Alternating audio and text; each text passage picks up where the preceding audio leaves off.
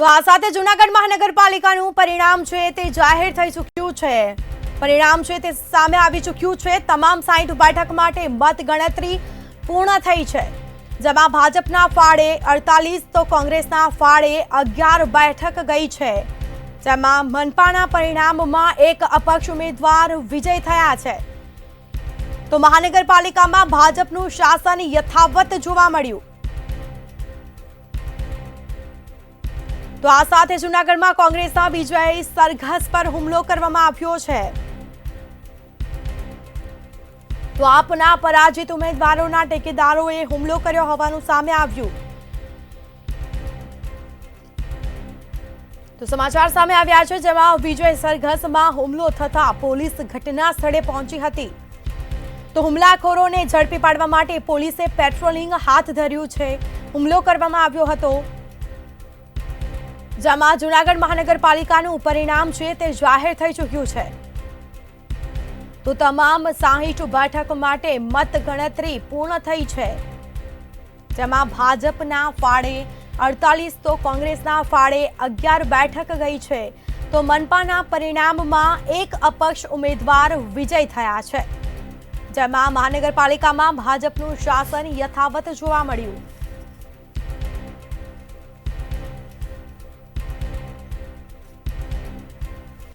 મારું નામ અરમાન શેખ।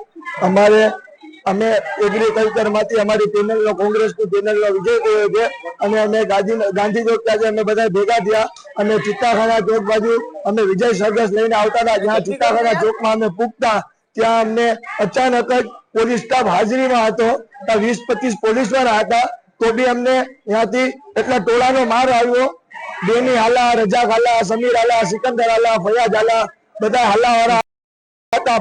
સિકંદર સરફરાજ બધા હલ્લાવાળા હતા।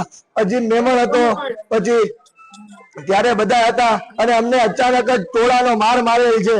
ત્યારે અમને મારા ભાઈ ઉપર ઈજા થઈ, અરે માર એ લોકો અમને એ લોકોની હાર થઈ છે ને અમારી જીત થઈ છે, એટલે એ લોકો હાર જોઈ નથી શકતા, એટલે એ લોકોએ માર માર્યો છે। તો આ સાથે અનેક એવા વિસ્તારો હતા જ્યાં ફૂટ પેટ્રોલિંગ પોલીસ દ્વારા કરવામાં આવ્યું હતું, જેમાં જૂનાગઢ મહાનગરપાલિકાનું પરિણામ છે તે આજે જાહેર થઈ ચૂક્યું છે। તો તમામ 60 બેઠક માટે ગત ગણતરી છે તે હાલ મતગણતરી હાલ પૂર્ણ થઈ છે। ભાજપના ફાળે 48, કોંગ્રેસના ફાળે 11 બેઠક ગઈ છે। તો મનપાના પરિણામમાં એક અપક્ષ ઉમેદવાર વિજય થયા છે। મહાનગરપાલિકામાં ભાજપનું શાસન યથાવત જોવા મળ્યું છે। તો જૂનાગઢમાં કોંગ્રેસના વિજય સરઘસ ઉપર હુમલો કરવામાં આવ્યો હતો। તો કોંગ્રેસ દ્વારા વિજયનો જશ્ન મનાવવામાં આવ્યો હતો અને તે જ સમયે હુમલો કરવામાં આવ્યો છે। પોલીસે આ મામલે તપાસ શરૂ કરી। તો સંવાદદાતા અમર બખાઈ લાઈવ જોડાઈ ચૂક્યા છે। જી અમર, આજે પરિણામો આવી ચૂક્યા છે, ચિત્ર સ્પષ્ટ થયું છે, હાલનો માહોલ શું છે, શું વિગત? ચોક્કસ કે જે રીતે ચિત્ર સ્પષ્ટ થયું છે અને જેની અંદર ખાસ કરીને ભાજપ છે તે બહુમતીથી આગળ થયું છે। ભાજપે 48 બેઠકો મેળવી છે, તો કોંગ્રેસે 11 બેઠકો અને અપક્ષે 1 બેઠક, એટલે કુલ 60 બેઠક માટેનું આજે ચૂંટણી હતી અને તે પરિણામ છે તે સ્પષ્ટ થઈ ગયું છે। તમામ ઉમેદવારોના જે ચિત્ર સ્પષ્ટ થયા છે, જેમાં ભાજપે બહુમતી મેળવી અને 48 બેઠકો છે તે ભાજપના જે આવી તરફ કોંગ્રેસનો એક વિજય સરઘસ નીકળ્યું હતું। વોર્ડ નંબર 8 ની અંદર કોંગ્રેસ અને આપ આમને સામને હતું, ત્યાં ભાજપનું અસ્તિત્વ નહોતું, કારણ કે પહેલેથી જ ભાજપે ત્યાં હાર માની લીધી હતી અને તે જ વિસ્તારની અંદર જ્યારે કોંગ્રેસની પેનલનો વિજય થયો અને કોંગ્રેસના જે ઉમેદવારો વિજય ઉમેદવારો છે તે ત્યાંથી પસાર થઈ રહ્યા હતા પોતાના સમર્થકો સાથે, ને ત્યારે જ છે તે હુમલો થયો છે। 4 લોકો કોંગ્રેસના કાર્યકરો ઈજાગ્રસ્ત થયા છે, તો એક મહિલા પોલીસને પણ ઈજા પહોંચી છે।